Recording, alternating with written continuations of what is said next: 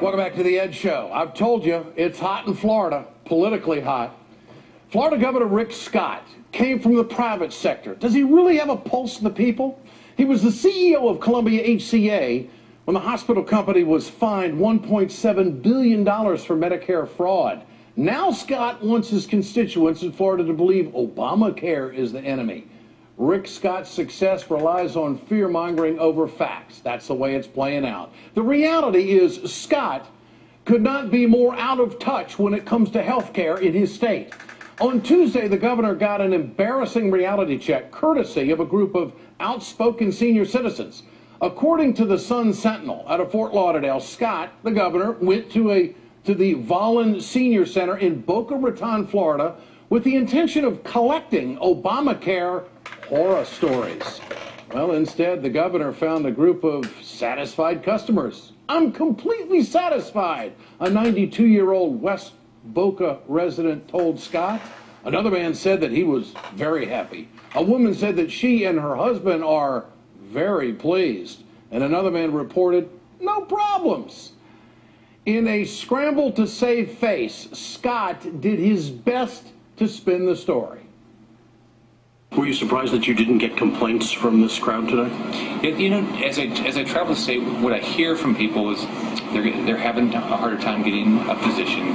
One lady here talked about the number of orthopedic surgeons that are now she can't get find an orthopedic surgeon to help her.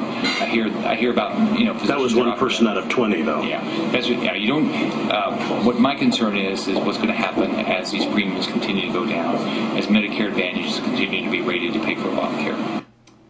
Excuse me, the donut hole is very popular because it's been closed.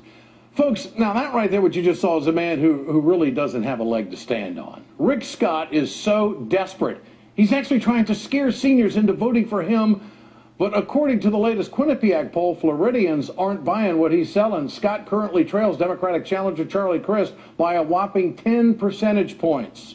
Joining me tonight in our rapid response panel, Anthony Mann, political reporter for the Sun-Sentinel, and Mitch Ceasar, chairman of the Broward County Democratic Party. Great to have both of you with us. Mr. Mann, I appreciate your time tonight. As a reporter, I'm not looking for opinion. What happened here? Well, it's pretty much as you described it. He went on a quick tour of this senior center in Boca Raton and then sat down at a conference table where the center staff had pulled together, at the governor's request, about 20 seniors mostly from the southern part of Palm Beach County, and he said he wanted to tell them what he'd been hearing, which is that there are problems with Medicare because of Obamacare required spending cuts, and he wanted to find out what their problems were, what these people were going through, and how he could help them. And pretty much one by one, as he went around the table, he didn't get any problems. A couple people mentioned a minor complaint or two, but not really related to Obamacare or any cuts in Medicare that supposedly are coming from Obamacare. So how do you report this? Is this a medical story gone bad? Is this a big political snafu by the governor's staff? Well, you really do wonder what kind of advance work was done, because southern Palm Beach County, that's about as democratic a place as you can get, and a lot of these people, were just not ready to go along with criticism of Obamacare. In fact, a couple people said, and this wasn't just people talking to reporters afterwards, they directly said to the governor that they think that Obamacare is a good thing, and even if it hurt Medicare, which they weren't willing to concede, but they might be okay with that because they think that Obamacare is a good thing because it'll help other people get coverage. Yeah. That's what they were telling the governor directly to his face. Mitch Ceasar, what do you make of this? Is this an attempt? I think it's just an attempt to go into a facility to manufacture a negative on Obamacare, and this is a photo op gone bad. What do you think? Well, you're absolutely right, Ed. This will be nominated and will win as the worst photo op of the year in Florida, no question. What's interesting is, I think the equation was, in 2014, turnout's a little bit lower across the country, and seniors become even more important. So he thought he'd go in there and try to ingratiate himself with the senior vote, and at the same time try to bamboozle them. What he doesn't realize is Florida seniors are a pretty smart group, And just because there's a little gray on top of the head doesn't mean there's not a, you know, a fire engine working in the mind. And they called him on it.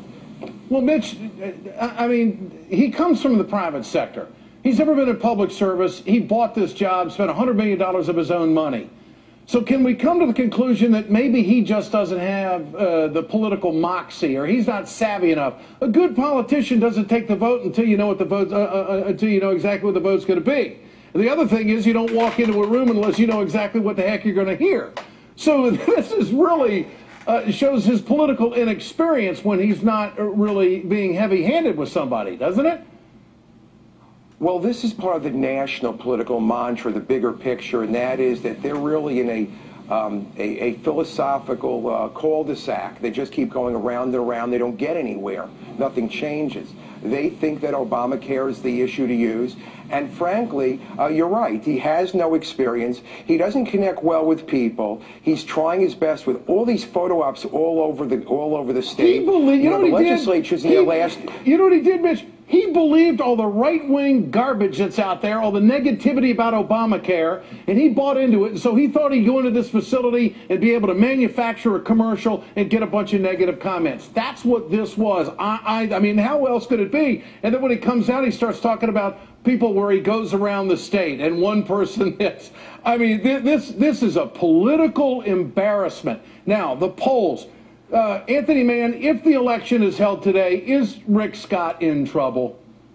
Oh, clearly he's in trouble if the election were held today. I mean, the polling has pretty consistently shown former Governor Charlie Crist, who's now the Democrat, running ahead of Scott. And the latest polling shows that continues. I mean, it's a 10-point gap in the latest Quinnipiac poll. In South Florida, where Mitch and I are, it's a much, much larger gap. That same Quinnipiac poll shows a 37-point gap between Crist and Scott. So definitely not looking very good for Scott as we speak today. So, Mitch, does this show up in a Charlie Crist commercial about how out of touch the governor is? I think it will. I think it's going to be one of many commercials showing that this is a guy who, you know, despite what he says about his background, is one of the 1%. This is a guy worth, you know, well in excess of hundreds of millions of dollars. And he really doesn't know what the average person has to go through. Well, guess what? Florida seniors told him what real life is about. He didn't like the answer, and he just keeps repeating the same lie, so to speak, and he believes if you say it often enough, people will buy it. This guy has a big problem. South Florida is going to make the difference, with all due respect to the rest of Florida. South Florida is going to unelect him come November. Anthony Mann, Mitch Ceasar, good to have both of you with us tonight. Thanks so much. Coming up.